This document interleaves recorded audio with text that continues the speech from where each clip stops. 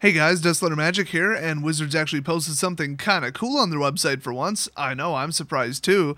They once in a while release some kind of, what do you call it, like a tie-in, I guess, or like, I don't know, crossover, maybe might be the best term. But it's basically, Magic, but in the D&D world, because Wizards of the Coast owns both. Ironically, they said they just cannot put like a beholder on a card because that division, the D&D division, is super like strict with their IP, their intellectual property, which is also ironic because there's beholders in Dungeons and Dragons Online and I believe in Neverwinter as well. So apparently they'll license it out to anybody except themselves. I know, very logical. And so here they are doing the exact opposite, which is taking a whole bunch of Magic the Gathering properties and throwing it into Dungeons and Dragons. Yep, the logic is just crushing on this one. It's mind-blowing. Anyway, you can download this gigantic PDF. Check this out. Oh, what lovely opening artwork. So anyway, 47 pages, which is like no joke. And basically, even if your smartphone or tablet is a complete and utter potato, it can open a PDF. So no need to print this, obviously, unless you're super old school like my group. And this is just basically like Ixalan. Oh, look at that mouse over effects. Oh, that's nice. Ixalan in Dungeons and Dragons, I assume 5th edition. Doesn't really say. It's not like I read the whole thing. But, yeah, they just got done with this. I mean, this is, the intro saying what it is and who made it and, whatever. Big old long intro saying, oh, there's dinosaurs and treasure and blah, blah, blah, blah, blah, whatever. I'm not going to read every word of this, obviously. So, the world of Ixalan, this is just like, okay, here's the Sun Empire and what kind of classes they would be, like Barbarian, Druid, Fighter, Paladin, Ranger.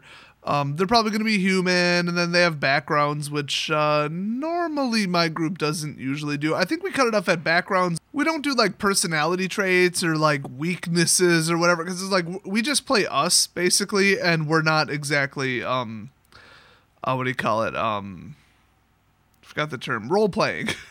This role-playing game, I forgot the term role-playing, because we don't do it.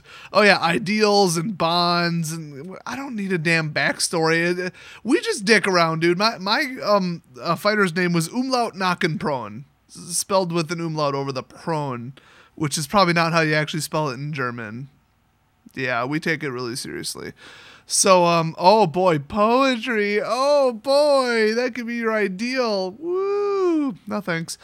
Then we got, the River Heralds. They're a bunch of dicks. Harmony, yeah, because they get along. Nature, duh. Knowledge, reference, cleverness, defense. Yeah, that actually makes sense. But really, harmony. Anyway, then we got the Legion of Dusk and the Brazen Coalition. You could just say you're a member of it. And remember, your party and your race, your character, is usually considered to be the exception to the rule if you want it to be. So, like, you could have a pirate and a merfolk working together, which is not at all typical to the storyline or the world, but you're like the special, the chosen ones, or you're the exceptionally powerful heroes or adventurers, or, an orc's getting along with a fairy for some reason, who knows? Like, that's perfectly acceptable. You don't have to play along with the world that much, as long as you can kind of make it work. Which is usually why, like, a chaotic neutral can party with a lawful good, because you'll just explain that, oh, you kind of tolerate each other or whatever. So, oh yeah, warlock, rogue, fighter, bard. There we go. Really, a bard pirate? Oh, I guess why not? I mean, this is kind of funny. The tie-in is like really accurate because I know D&D inside and out. I've read the entire player's guide and actually own it too for 5th edition, but haven't actually played it yet because we switched back to Gamma World and now we're actually running my campaign, which is absolute madness.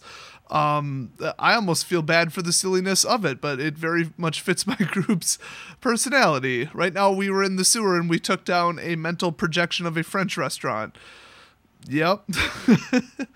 And then if you want to be a human, here's, God, really, human traits, how they age, their typical size. My God, you are one, for God's sake. If you have to read this and look it up, what the hell?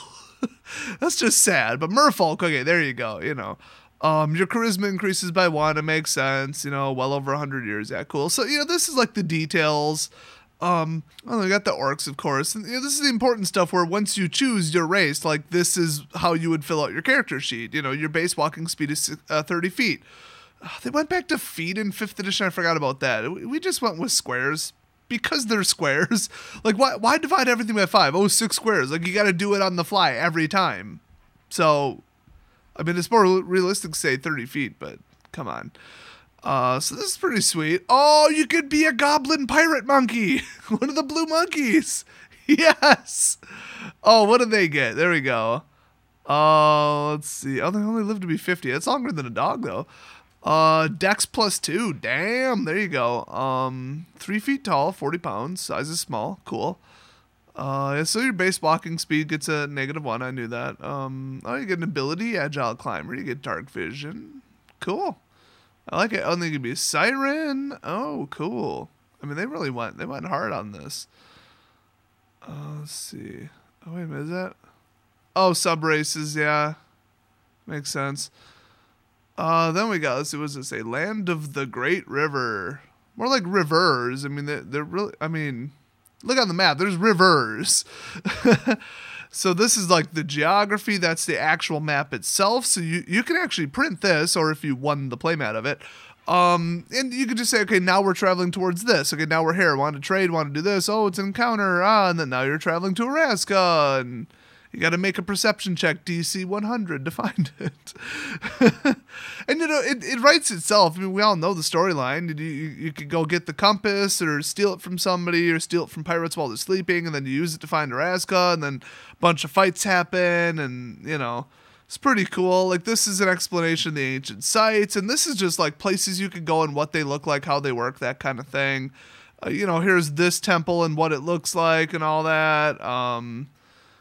Then they got, this is my favorite treasure. You guys know I'm all about the loot. I don't even care if it's Dungeons and Dragons. Any game, I'm all about dat booty, yo. So, 25 GP art objects, a silver medallion. Okay, just melt that. We got, 250 gold pieces, 750. Ooh, silver headdress. I ain't no joke. Hey, a loot. You can get a loot crafted of exotic wood. You can get a loot crate. It's a crate full of loot, which, by the way, also made an appearance in my Gamma World campaign. Nobody got the reference. I thought it was funny, though. Okay, 7,500 gold piece art objects. That better be a giant statue of Buddha made out of solid gold.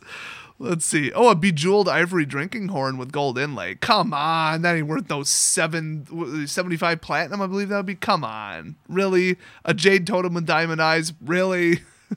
Marble font with gold inlay. Okay, now we're talking. Okay, I'd be into that. Gold chalice, I'm keeping it and I'm drinking out of it. Let's see. Oh, I see. Oh, that makes sense. They're like numbered and that. Okay. Yeah. Well, it already says in the parentheses. A jeweled anklet. I could look fabulous as a pirate. I mean, if you're dressed as a pirate, you're already looking kind of effeminate. I mean, it's kind of like the village people. I don't think one of them was a pirate, but they could have been. I feel like they could have been. They kind of took over what the hell were they? Construction workers for sure. I don't remember what the other three were, but they took them over. It's now a gay thing. Anyway. Oh, masterpiece painting in mahogany frame. That's only worth 2,500, but some crappy little jade breastplate is 75. Really? I'd wear it. Does it have stats? An Ixalan bestiary. Now they got to talk about the creatures. So this is kind of like a miniature, 5 books smashed together, which is kind of cool, and it's completely free. Did I mention that? I probably should have. It was kind of implied because I just clicked the link. But dinosaurs are the dominant form of life. Makes sense. And, there's some. And they used a lot of, card artwork. And they just describe, how they work, their personalities, that kind of thing, what they look like. And, gotta have the feathers for accuracy or whatever, even though that's still kind of debatable. Which ones go together, which ones are carnivores, that kind of stuff. And then they've got just straight up, here's one. You want to do an encounter? There's your stats. Oh, wow, that's pathetic. Small beast unaligned. Yeah, 13 AC. Come on, I could hit that with, my fists. 18 hit points. Nice. Speed. Hell yeah. But it's only got 12 strength. That's not very good. 16 dex. That makes sense. It's a real small little dude. Death spitters they're really small. I don't know if it says on here, but they're typically only about a foot to a foot and a half tall in the real world. Intelligence 4. There you go. Go dinos. Wisdom, that's surprising. I mean, that's kind of like instinct, though. And then charisma 6. Come on, those guys are adorable. What are you talking about? They're beautiful. I put up a painting of them, and it would probably be worth 2,500 GP. But, yeah, it's pretty sweet. Challenge, I think that means you're supposed to put in 1 to 2 of them, or something like that. I don't know. But yeah, it just says, multi-attack, makes 3 attacks, 1 with its bite, 2 with its claws. That's crazy, actually. That's kind of powerful, kind of annoying. And then they have, the spit poison ability, and they just show how they work, how much damage, what kind of constitution saving throw you need to not get poisoned or whatever. So yeah, I mean, this is like legit. You could put together a campaign with just this, and it would be pretty cool. I mean, I can't believe they put this out for free instead of just like, here's a discounted tie-in cross promotion. You could buy the entire book for $10 or something. But I guess the printing and distribution costs are kind of high. And then D&D people would be like, what the hell is Ixalan? But then again, I mean, this is almost as detailed as an entire like full legit expansion or campaign or whatever. It's just without the actual campaign. I do believe that they got like examples and stuff. Like if you want to take down Sun's Avatar, good luck. 203 hit points. Then you could just have people encounter these or whatever. You could have them temporary teleport to this plane and then teleport back to, I don't know, Elminster's house or whatever. Whatever you want to do. We got some elder dinosaurs. These are nuts. The funny thing is they have very little in between. Like it's either crazy powerful or not. Holy crap. Jeez, look at these guys. Woo, lightning storm. I like it. See, then they just describe what these would look like, the coatls or whatever, which I believe are like river snakes or something like that. Sunbirds, and there's an example of one, gargantuan. Hello. Ooh, that's a lot of hit points. You better have a strong party. Night terrors, demons, harpies. There you go. And of course, when they say demons, you could just go grab a demon out of any other D&D book and just throw it in. I mean, or you can make one up. I mean, I made up 100% of the creatures that we fought in my campaign. So, there's a chupacabra. There we go. Something in the middle, finally. All right. Dryads, elementals. I mean, they're just telling you, hey, throw one in. Here's one we made, but you could design your own dryad, and then they don't really give you examples because, they don't have to get nuts with it. Can't do all the work for you. Oh, yeah, bats, giant bats. If you want all the, level 1 noob stuff. There's the most powerful damn thing in the game right there. Big ol' parrot chimera thing or whatever the hell it is. I just remember that thing basically being the new Drana, and I want it in a deck. So there's the Stone Guardians. I mean, they've hit on just about everything that can possibly be in Ixalan, so it's kind of nice.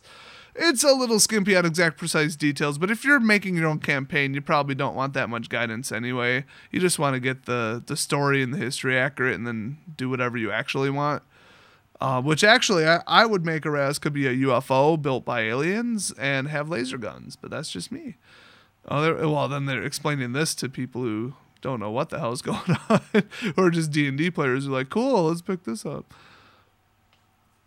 Oh, yeah, I see. What color mana you're aligned with. I get it. Personality traits and all that. Okay, I get it.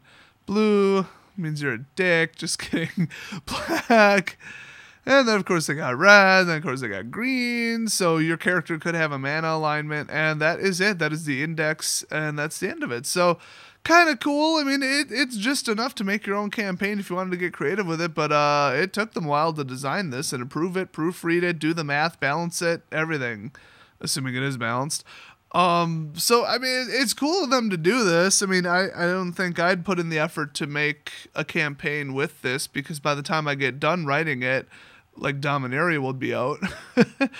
But it's still something to do, and anything free in the D&D world that's made by actually wizards instead of some random on the internet who doesn't know math, it's probably pretty good. So what do you guys think of it? I mean, are you like, yeah, I'm going to whip this out and start summoning just individual dinosaurs in my campaign for no reason, which you can do. I mean, you don't have to be in Araska. There's no rules to D&D. You can do whatever the hell you want. I mean, there literally are rules, but nobody's enforcing them. It's not like it's competitive. So just let me know your thoughts on this. I mean, did you even know that this was a thing that existed? Have you played with some of these in the past? What was your favorite? Did you like it? Did you not? Did you find it to be completely overblown on difficulty on some of the creatures, or something was unbalanced, or they rushed it, or Did everybody just absolutely love the artwork tie-ins and the story and everything because it was already established? Or just let me know. So that's about it for the D&D world. And if you haven't played D&D of any kind, or Gamma World, or oh god, what are the other ones? There's like 5 other major ones. I think there's a Star Wars one. I think there's like a Marvel one. There's oh boy, some kind of cyberpunk one. Man, it gets nuts with the role playing, but they're all, basically kind of the same as D&D. They're just, different offshoots of it basically, and they're all pretty fun. So if you go to your local gaming store and you're like, hey, are there any active groups? Most of them are happy to have a person join unless they're already at like 7 or 8 people, and they'll teach you. That's how I learned, and I do believe that I got into D&D before I got into Magic, but I might be mistaken. They were really close in time, actually. So I've only been playing for like 5 years, believe it or not. But yeah, anyway, that's it for this little fun adventure into Ixalan, and I'll see you guys next video.